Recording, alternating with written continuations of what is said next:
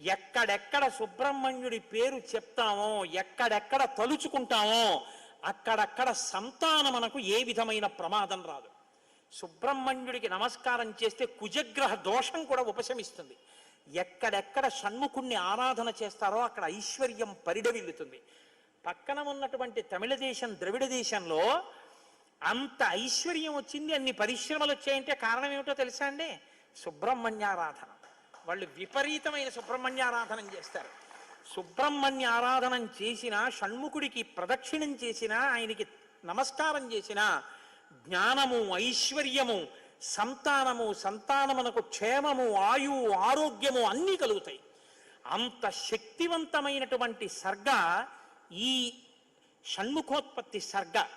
అందుకే వాల్మీకి మహర్షి ఎప్పుడూ కూడా అసలు ఫలశ్రుతి చెప్పరు.